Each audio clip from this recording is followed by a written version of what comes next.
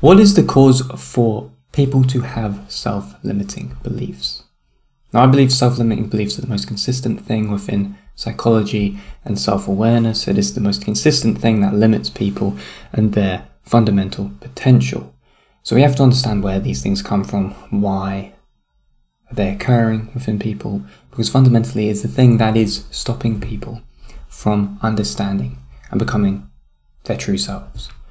Now, I have realized after working and talking to hundreds of people over the past 2 years through my program that projective identification is always at the heart of why we have self-limiting beliefs. This is because most of these self-limiting beliefs are based on 3 variations of the same theme: external judgment, appeasing authority, the desire to be accepted by others. This is the most consistent thing, or these 3 variations of the same theme that come up all the time.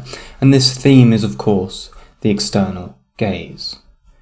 Which means that through the idea of projective identification, through the idea of self-limiting beliefs, we have identified with the negative projections that people have placed upon us since childhood.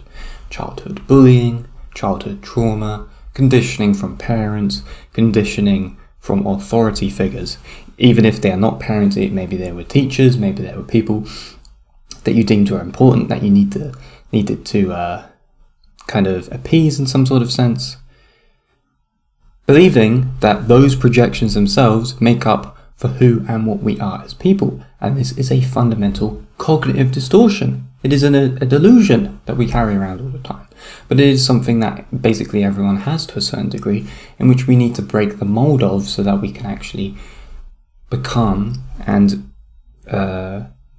direct ourselves towards our most honest, authentic path for ourselves. This leads us to not being able to truly see ourselves for who we actually are.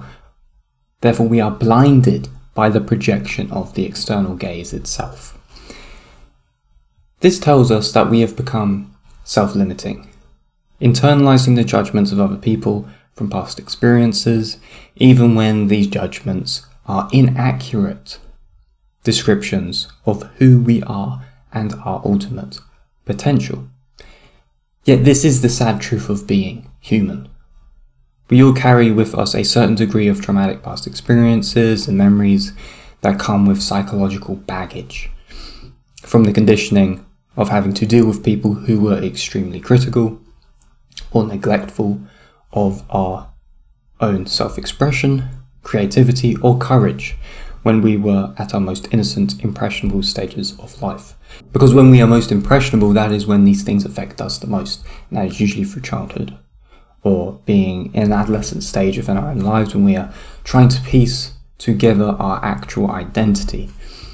But at the same time, it is our duty as individuals, for the sake of our own happiness and our own purpose, to reclaim our authenticity and rise above the oppression of conditioning to unearth and accept our true potential and purpose. So to break down self-limiting beliefs, we on principle fundamentally need to unearth their true origin. We need to go back into the past. We need to understand where these things have come from so that we can uproot their origin.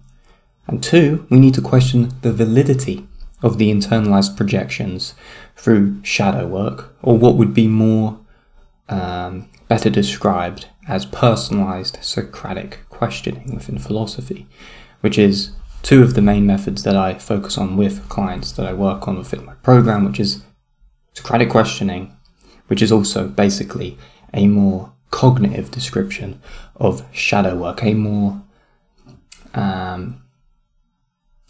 cognitive description of shadow work, because shadow work is, of course, much more of a mystical term to use. By doing this, we will be able to break apart fundamentally the glue that maintains the psychological conditioning of self-limiting beliefs, because we will be questioning their origin. Well, we will be understanding where the origin comes from, that it is an external thing and not something that is intrinsically part of ourselves, and then we will be questioning the validity of certain claims that we put against ourselves and our actual potential, so that we can break apart the cognitive dissonance, the cognitive bias, the mental filtering that we have that reaffirms these beliefs that are not true. We can then reorientate the way we see and relate to ourselves and finally unlock our potential and self-perception towards not a limited mindset, but a limitless mindset of self-acceptance and ambition, whereby no mental filter or cognitive distortion will increase our misery, fuel our anxiety, or make us feel bad about ourselves ever again. So, if what I am talking about here in this video resonates with you, and you believe that you're in need of help in some sort of way with overcoming self-limiting beliefs, you can access all of my free self-development resources down below. One of them is a free course on unlocking the mechanics of individuation, where I talk about the metaphysics of individuation, what makes up the individuated individual, and how we can go about that practically. And the other resource I have is a free one-on-one discovery call with me, where we sit down and we talk about the problems that you are having and how through coaching, if you are interested in doing that, I can apply the methods that I have learned and that I use from psychology and philosophy to the problems that you are dealing with on a daily basis with regards to self-limiting beliefs, bad habits, poor prioritization skills, and things of this nature. So if any of those things interest you, make sure to check the link down in the description below, and I'll talk to you in the next one. Thanks for watching.